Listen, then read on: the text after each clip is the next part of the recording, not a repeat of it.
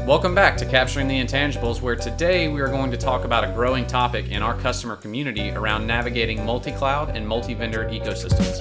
It's complicated and costly in the future if a few key decisions aren't made early on, and we'll focus on our view of the collective whole of the architecture. Let's get started. Oh my God, we got the whiteboard. Hey guys, how are you doing today? Good. And you? Yeah, how's it going, Rick? Yeah, Mike, you were just saying that Massimo's already got the whiteboard preloaded, so we must be in for some treats today. I think that's our most frequently, commonly joining as guest on these podcasts at this point. Yeah, I think so. So what was the joke you? Yeah, is it what was the joke that you said earlier? Is this going to be a Picasso today or something else? Well, I need to brush up on my Dutch painters or my Italian painters, just so I can actually impress Massimo on these podcasts. Picasso is Spanish, guys, absolutely. so we need some Leonardo, Michelangelo. That's much better. Who? All right. Hey, welcome everyone into the podcast today. I wanted to start today just encouraging you to subscribe. Leave us some comments, any areas of interest or topics that maybe you're interested in or want us to maybe chat about. We do have quite a few sort of external participants lined up. So don't worry, we have quite a few more people much smarter than the three of us lined up. So we're certainly open to any and all areas of interest around technology. So be sure to subscribe and let us know your feedback and any topics that you'd like to hear about. Put another way, if you don't give us feedback or let us know what you're interested in hearing about, you're stuck with the three of us. Absolutely. It's a good point. But today, what we're going to focus on is something that we're starting to see a lot in the field or with the organizations that we're working with. But we're going to talk about conglomerate companies that have multiple businesses. It's a business model that we're seeing pop up in our customer base, but just in general, the organizations that we're dealing with, where they might have some multi-app complexity, or maybe they're dealing with multiple architectures when it comes to general technology. So we're going to talk through that and see what is our perspective or what's the general perspective on technology in those circumstances and how it can help or be to the detriment of the business. But throughout the call, we're also going to even take it a step further and talk about what if the company ecosystem is even multi-cloud or a hybrid or multiple clouds and thus multiple tenants as well. How can you then deal with things like analytics or ML or risk and compliance and governance? All these types of next level advanced technology themes. How do you deal with those sort of things in these complex ecosystems? So I want to start, Mike, let's start with you today. What sort of issues or opportunities have you been dealing with in some of the organizations that you work with when we start to talk about cloud architectures from the perspective of conglomerates or multi-domains? Yeah, I actually had an interesting call with a customer this morning that kind of has the same questions because they're going through that same journey and exercise. Because I think you're going to fall into one of maybe two, maybe three different categories. I think there are companies that are going to look at looking at how do I invest in the best technology portfolio, whether that's single cloud or multi-cloud, single vendor or multi-vendor, and then how do I massage everything to work together.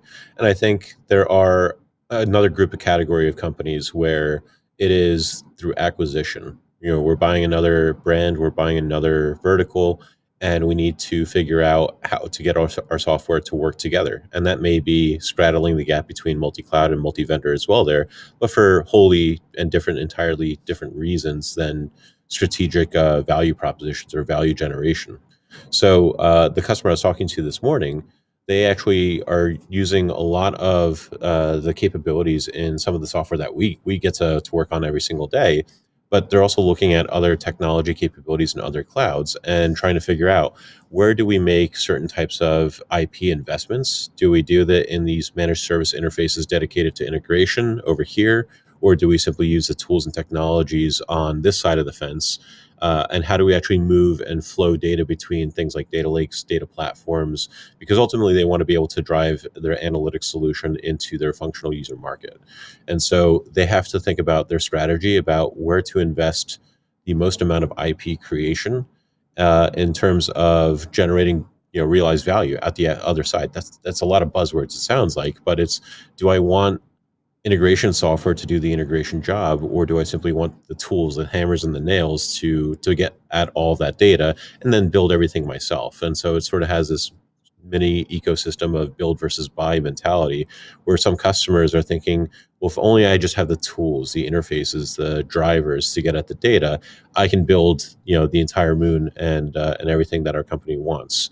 And they're completely sacrificing that opportunity to leverage, accelerator functionality, like 20-year-old integration software that knows how to do this out of the box very, very quickly. You're reinventing the wheel. So I'm not sure if I'm even close to the same ballpark that you're talking about, Rick, but I think that's where I kind of see most of a lot of these companies that I get to talk to every single day, kind of figuring out, where do we actually drive our decision-making process, and how do we actually leverage the maximum amount of IP ROI? Yeah, I think you're already getting into it. Boils down to like a nuts and bolts discussion, and it starts to. I kind of view what you were saying is it's almost like a negotiation of where and what do I use and when and why, right? But Massimo, I think you're kind of seeing the same thing, right? What's your perspective? Yeah, and the issue that we have today is that this multi-division with conglomerates, through acquisition, like Mike was saying, um, that they have built really very very complex architectures. I can show you on the board if you want. So you have a corporate division that's at the head office, probably running financials there, right? And then you have all the divisions running, either the main ERP or a two-tier ERP strategy, right? With different, it could be different ERP because maybe you are in different segments, so you have an industry-specific solutions there. So now, if you have this on premise, and probably this line that I actually drawing, maybe only financials they have integrated, but at the end of the day, these things are not really integrated, right? So they're almost standalone solutions. So the problem that you have today, if I move this as a CIO, if I move everything this to the cloud, how do I do this, right? How do I do, do I move this everything to the cloud and treat this as a all different tenants, right?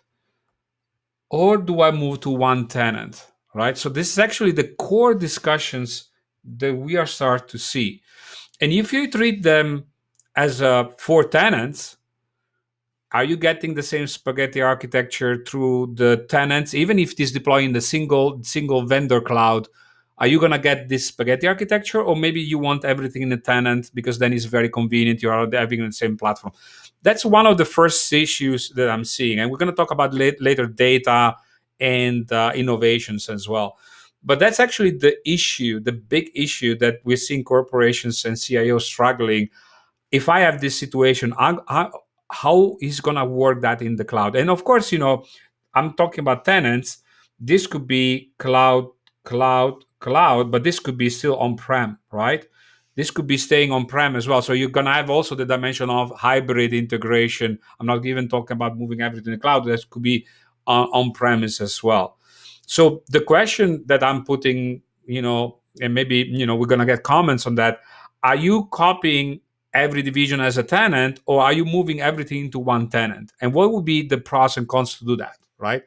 That's one of the things that we need to figure it out. Yeah, and it brings up a lot of discussions as far as, well, okay, if I bring everything into one tenant, what sort of data or information am I exposing? Shouldn't it be this like loosely coupled thing that if I want to pass information between?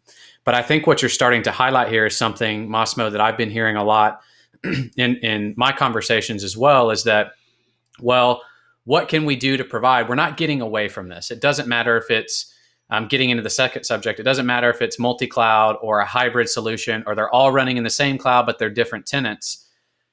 It's still, from an IT and a CIO perspective, you're always going to have like this best of breed approach on a lot of applications. Mm-hmm. So how do I mix those technologies together, but also come with this essence of repeatability to a lot of the different types of projects? So I think of things like integration, automation, data, of course, and the data fabric stuff that we're going to talk about, and experience. So how can I hit on those, call them 4 pillars, in a common way, so that now, even though I might be a conglomerate with with multiple business units running their own things in separate ways, how do I create that essence of repeatability so that everything's still not a one-off project, but I'm doing still things in a high technology or an advanced technology perspective in a common way to the business that does not impact the business critical systems?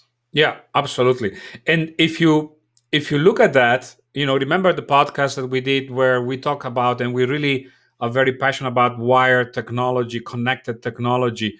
The same philosophically, discussion is today in this through multi-tenant or cross-division tenants communication. So if you look at the board here, is if you choose to divide the divisions by tenants, because there are good reasons because you do that, because maybe it's an industry specific solution, or maybe you want to have that division have a more flexibility than the other division. So there is different reasons why you would not go to one big tenant, but maybe different tenant.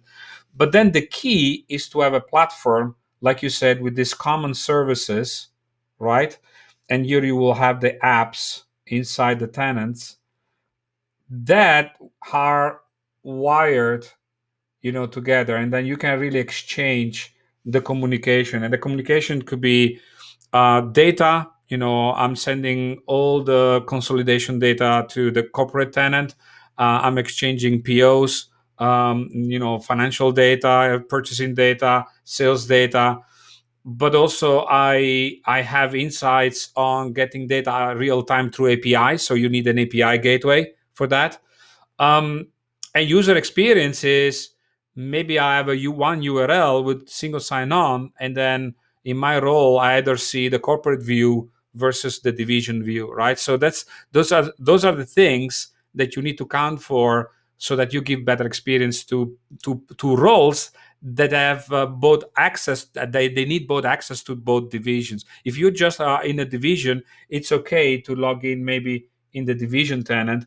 But if you have a corporate role, maybe you want to have a corporate view and a division view as well, right? Think about financials. HR is a typical example where maybe you have a corporate view versus a division view, right?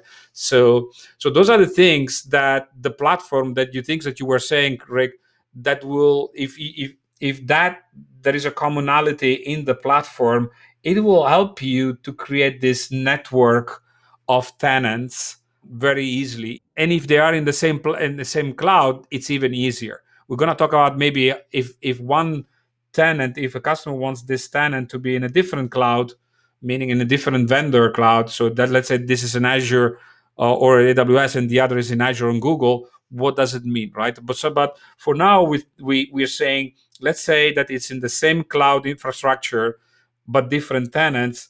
What are the things that you should have to accelerate this? At least the same platform as a services, so that you can connect easily these things and wire all together. Yeah, and I think even what you've drawn here, Massimo, there's two different flavors that we see a lot, and we're actually actively going through this with our largest customer and partner. Is each one of those small box applications that you were highlighting, there is the opportunity to get them on a single combination or composition platform. So you have one tenant of that, but then the applications are running as their own separate applications. But then there's a breakpoint I see is what we go through with our customers, depending on your size and complexity of your business. And especially if you're a customer going through M&A scenarios to where you're diversifying your business, it may not make sense to have that centralized view, because it becomes too much and too overwhelming to say, my security model that I'm showing here in my Uber composition platform tenant, it's really hard to apply that to all my different divisions. Thus, then it breaks out into the architecture that you just kind of drew just a moment ago. And I think those are probably two fundamental philosophies, and both are perfectly fine.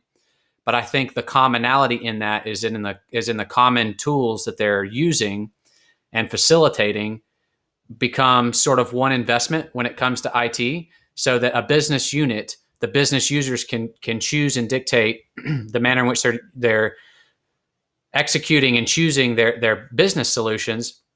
But at the same time, when we get to the more advanced things that we know that the IT organizations oversee, it's still on the same technology, regardless of if it's one or now four different tenants. And I think that that tangible nature of commonality is something that has so much value. Yeah. So Commonality and compatibility. That's very, very important, right? So yeah, Mike, you go. So it's actually interesting because sometimes I actually struggle with this because I'll talk with friends or family. They'll ask me what I do, or what we're building, or even talking with customers. Because sometimes you talk to technical folks that they want to connect systems as quickly as possible. They can do it in a day, quick and dirty, just a hard POC, and now they have two systems talking. There's no resiliency, failover, error handling, or anything of that sort. But job done. They did the hard part in their mind. Everything else is just kind of fluff. And I think some of what you're saying, Massimo and Rick, is actually like it's defending the merits of actually what is the value of a platform compared to just simply identifying technology capabilities and solutions and just solving point to point, right? We went through this 20, 30 years ago where we said point to point is not robust enough. You're going to be constantly chasing integrations, error states or failed integration scenarios and so on. And out from that emerged this entire industry around integration platforms, right? And it's the same problem that we're having, just in different domains. UX being one of them, document management being another, integration continues to be an evolving one, data fabrics as part of data platforms and data lakes and warehouses and so on. But it speaks to the value of a platform because, listen, there's going to be 30 different ways to kind of slice and dice how you're going to be able to create and identify value. So I could be a CIO that's looking at an M&A opportunity, and my first decision is going to have to be, do I switch their ERP, or do I have a robust investment in a platform and a technology solution that can very quickly bolt them into the enterprise and get them feeding insights and data into the corporate hierarchy, into the whole portfolio? Because then you're kind of changing where you're actually extracting or creating that value. It's not so much that it matters which filing cabinet that they're using. So it could be a different ERP, or it could be on-prem, or it could be a different tenant.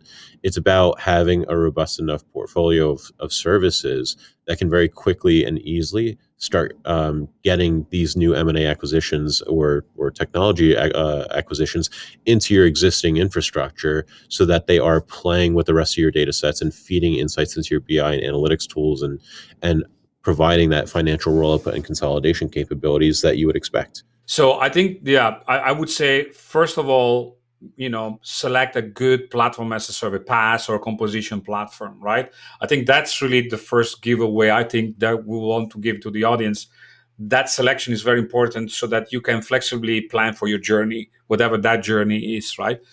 But maybe the second one I would just start to discuss, and I think it's maybe for controversial for you guys, is the data, right? Where is going to be all the data? Because I see corporation now working into moving to on-premise in the cloud. When they are on-premise, they have access to all these databases. It doesn't matter if they're in different divisions; they have, they can manage. Now, if they tell you can start to say, well, I have all this data. Let's go back to the board. I have this old data. I have my HCM data in corporate, but then I have all the operational data, in the different tenants. And again, I'm not talking about multi-cloud. I'm even talking about in the single cloud. Yeah, how do I do BI and ML here, right? So what will be the solution, Rick and Mike? And Mike, probably you probably have the answer on that, right? You're working on data management and data fabric. Oh, yeah. I'm curious to hear Rick's perspective on this one, right? Because he doesn't live in the data day-to-day. So I'm curious for his perspective, which is going to be less leaning into the technicals and all sorts of questions that flow into my head. And, what's going on up here is a completely different episode. So maybe I'll give Rick a first pass at this. Sure. Jeez, less into the technicals. Well, how am I supposed to take that? Jeez, was that a backhanded comment? No, my word. You bring looks to the table, Rick. Yeah, I bring the ginger to the table. That's about it. So, yeah, from my perspective, because even yesterday, Mike, we were on with a current customer of ours trying to figure out M&A type solutions, right? Like back to what I'm kind of passionate about right now is simulation software. I think that's next generation for us, but they're actively investing in trying to find ways to expand their business, and they've invested in a lot of external data sets. So how do they manage that? Where does it go? Does it exist in one tenant over another. And what we've been discussing is, well, do we need like a playground?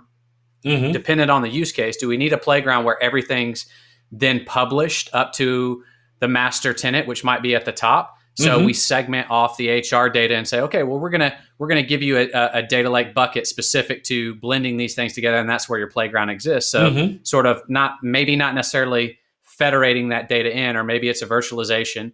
But at the same time, you can also create your own individual data sets that's specific to each individual business, but you can still bring in different. So that's why when we talk about data, it still boils down to data integration or integration at the core. Exactly. But if you have something that lies in the middle that's very common, you can very easily start to publish and mix this data. HR being a little bit different because it's highly sensitive. So of course you have to figure out how you don't want that necessarily leaving the digital four walls of a certain scenario. But I think it's highly dependent. The one we talked about yesterday for M&A, I would say, well, yeah, let's just easily replicate that or publish that or virtualize that into a master tenant and then go from there. But again, the commonality in these tools to make that possible, I think, is what's needed to do it, period. Or not necessarily to do it, period, but to do it in a realistic and timely fashion. So Rick, you're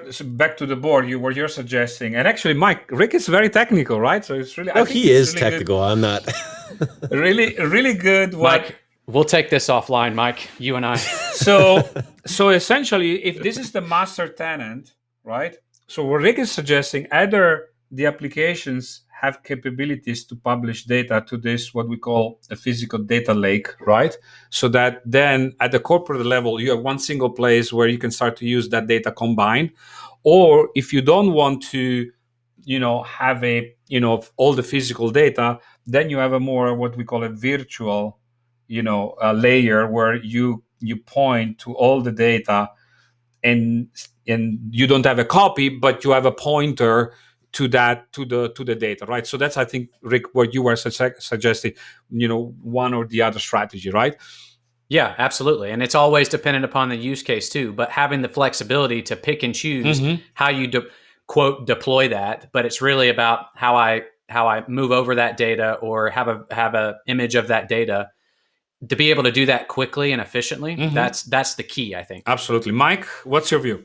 Rick said it better than I ever could, so I'll try and come at it the same way, but different words. No, now you want to backpedal. No, so actually, Rick is right on those. So I think you need to look at this from, all right, we're going to set up a new rule, and then we need to look at the exceptions to that rule. But the rule, the happy path, what you want to see today is the entire premise of what data lakes are supposed to bring to the table, for example, right?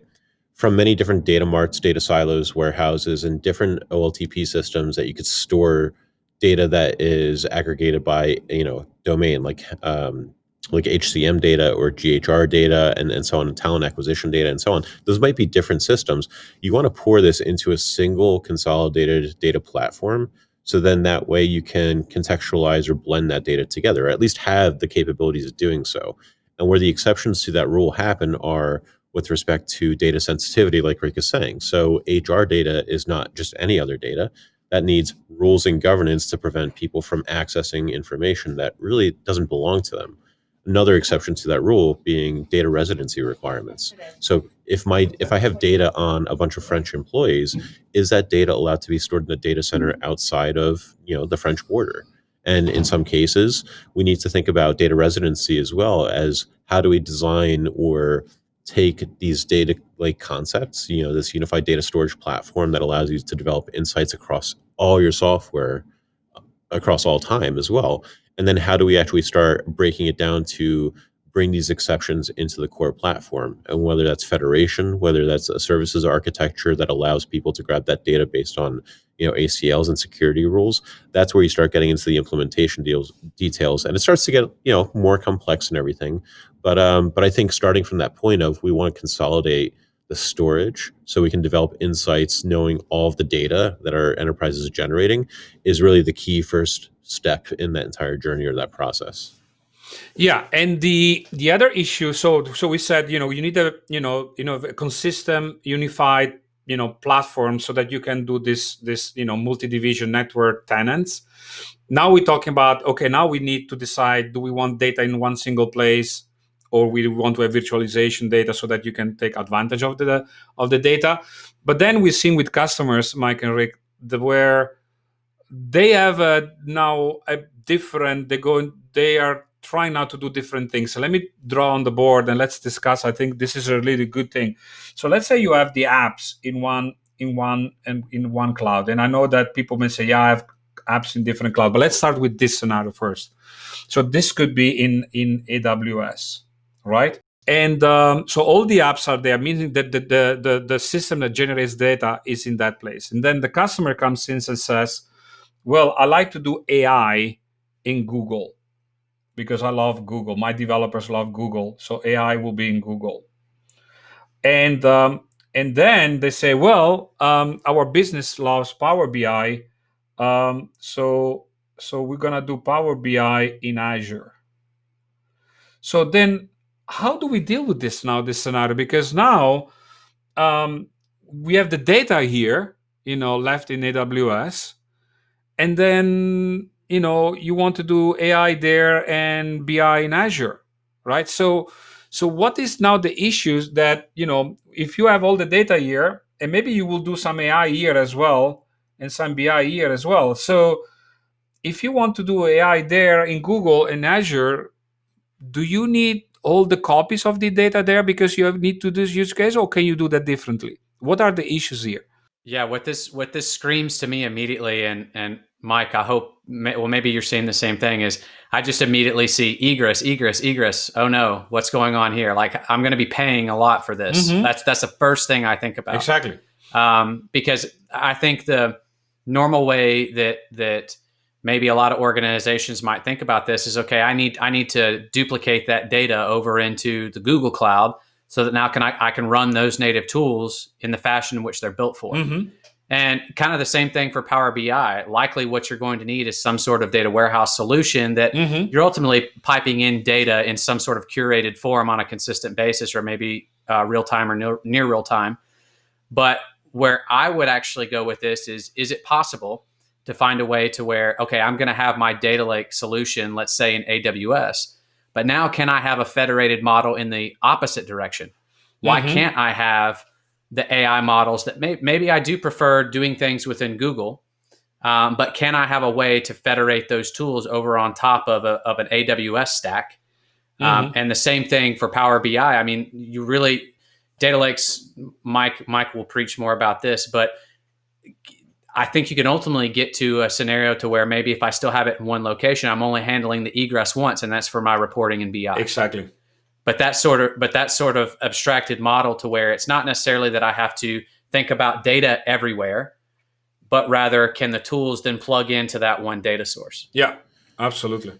Yeah, that's actually probably one of the more terrifying situations that I've run into, or that I see. When a decision maker has two data lakes or multiple data lakes that they have to deal with, because there's compelling reasons to store the data in both places for different use cases or different contexts. And so then they have to make a tough decision.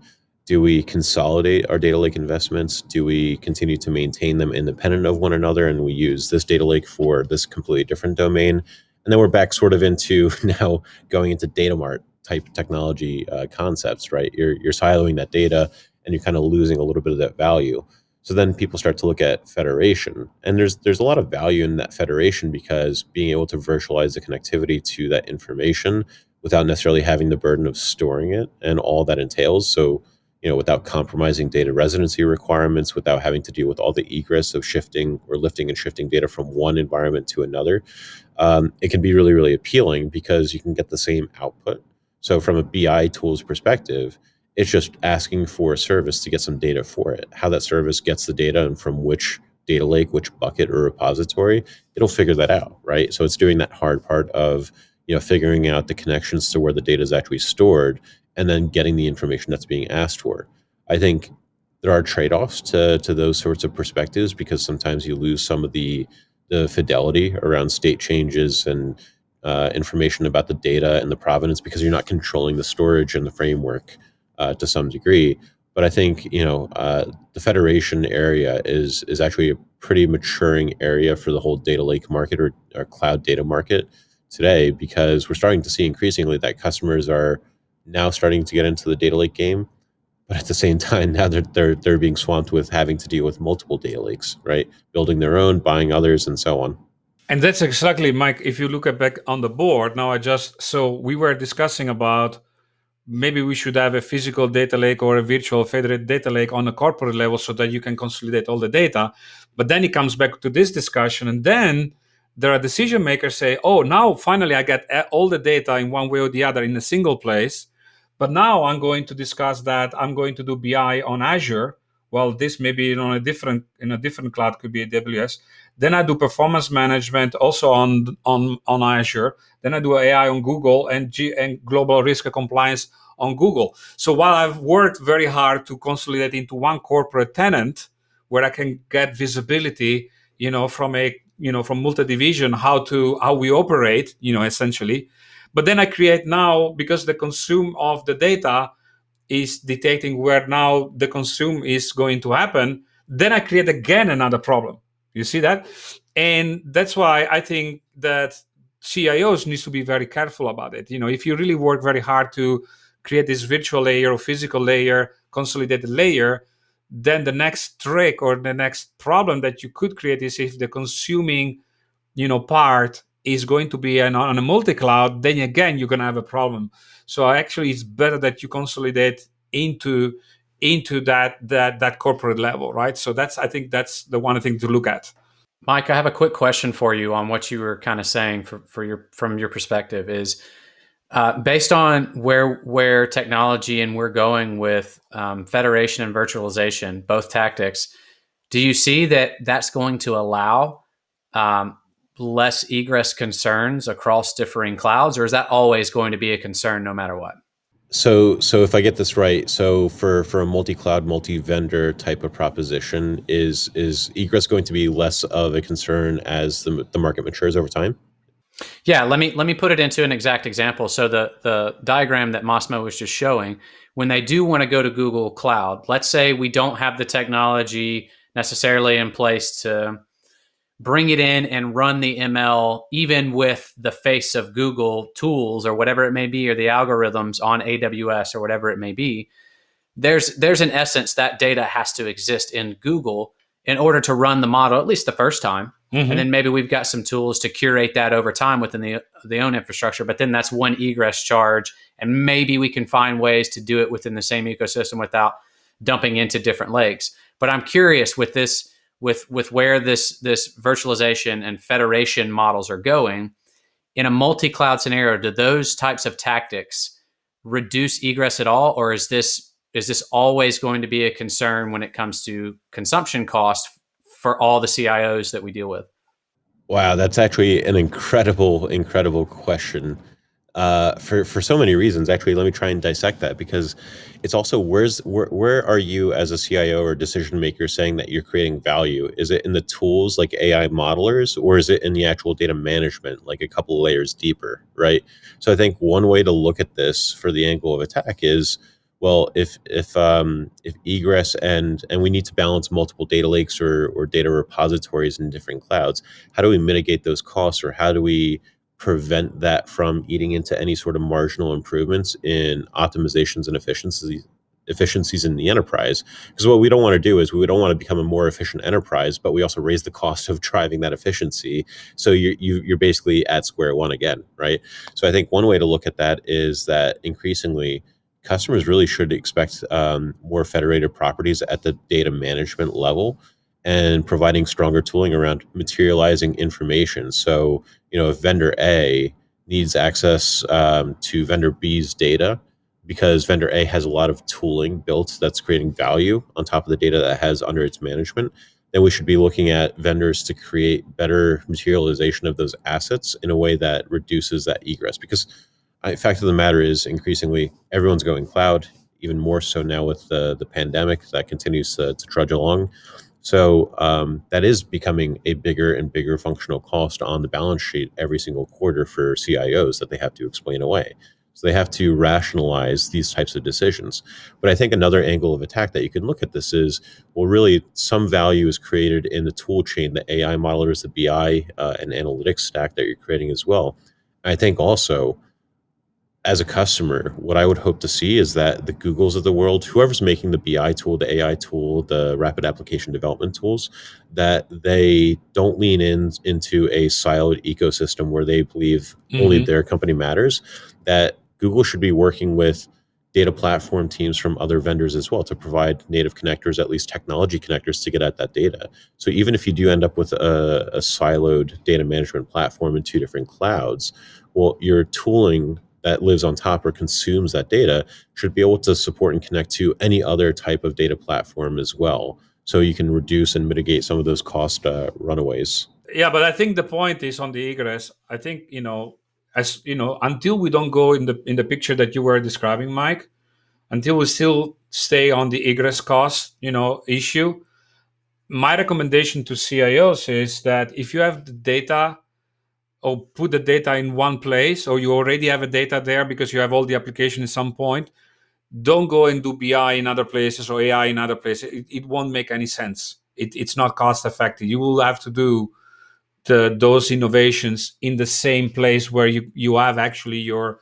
workloads, you have your applications. Once the industry will solve that problem, maybe you will have more flexibility. But just replicating data lakes around the clouds isn't really going to help you materialize in better AI or in better BI. You can stay, in the cloud that you are at this moment, try to innovate in that vertical, right? So that's my recommendation, at least for now. So I actually think I completely agree with you, Massimo. So everything that I was talking about, that was not a quick answer to Rick's quick question. I think if you're going to pick the path of least resistance and the most mutual benefits and the lowest cost of ownership, total cost of ownership, then you do want to optimize for single cloud, single vendor, right? It's constraints that force you to look at multi-vendor, multi-cloud. But when the opportunity is available, you should always try to stick to single cloud to mitigate a lot of those egress costs, data movement costs, and so on. And you're definitely gonna see that in your P&L every single year, that those cost savings add up. That's exactly what they want, right? So even though the Google team might find ways of making it easier to read from an S3 bucket, they're equally going to make it just as hard to read from Google Cloud. Like that's the game that these cloud vendors are playing, because they want everything to run on top of their ultimate IP, which is in the data of their customers. Yeah. Right. So it's an interesting debate that the cloud vendors are going to want to keep everything in one location. But to Mike's point, the developers or the business leaders may have certain types of tools in certain cloud vendor tool belts that they prefer. We go through this all the time. We're going through it right now with some of our customers. But then how do you ultimately get to a point to where as a software vendor, you can actually come with a multi-cloud and multi-domain approach to where you're not directly competing with the cloud vendors anymore, but you're actually providing something completely different. It's changing the game. Yeah, absolutely. And there is another twist to the story. We were talking about multi-division, right? So if you go back now to the board, I just want to give you another perspective of not really multi-division, but more B2B collaboration. So you could have,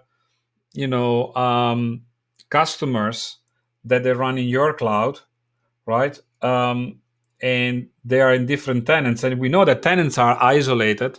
So this could be company A and this could be company B, and they have two tenants in your infrastructure. But the beneficial to share the platform, we talk about that theme that you were mentioning, Rick, about the consistent and cohesive, a compatible platform, is that if you run on the same platform, all of a sudden, and those are two different tenants with the two different companies, but if they are customer and supplier, the one is a manufacturer, and the other is supplying parts to the other company, so they have really a B2B relationship. All of a sudden, now these two tenants that physically and technically they have to be separated, you want them to talk to each other, because now you have to send a PO. and you have to send a PO acknowledgement back. You have to send invoices. So now all of a sudden these tenants has to talk to each other. And now it's very convenient, when they run actually on the same consistent and compatible platform. Because now all of a sudden two cloud companies that they run the business in the cloud, they can start to talk to each other. And then, in the old days and today that people do still on through EDI, but EDI is a very, very it costs a lot of money to run an EDI platform. Now with the cloud and internet, this type of things can be happening through divisions or companies as well. So it's not about only an hierarchical multi-division, but it's actually a peer-to-peer customer supply type of relationships as well. Yeah, I think ultimately what we're getting at here through this conversation is it's about, and I don't know if we're quite there yet. I know that our conversations tend to mature and get to this level over time, and I'm hoping that that's being even more elevated, because what we're recognizing is that consistency is key.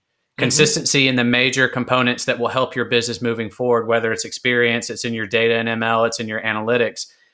Find something and then stick to that sort of thing. And that becomes like your data platform. It becomes your platform as a service. That's probably, I would argue, more critical and important than even all the separate applications that might exist in this multi-domain conglomerate type experience. But any closing thoughts here, guys? I hope that we're going to get a lot of, comments and ask to talk more about multi-division, because at the end of the day, multi-division is here to stay. It's not going to go away. M&A is here to stay. Consolidation, or even selling companies and bringing in new is going to stay. And it's going to be becoming more and more on the, more on the top of the agenda and attention of CIOs. So, and having a platform and technology to accommodate this is going to be very important. So I think I'm sure we're going to talk about more on these topics in the next podcast.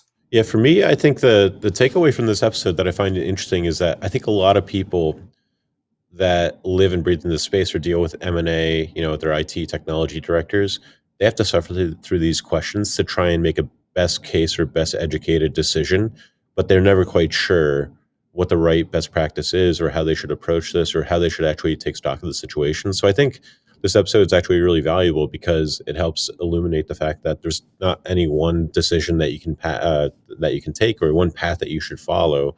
There's always going to be constraints, but you should drive at creating themes for your IT development strategy, whether that is single or multi-vendor, single or multi-cloud.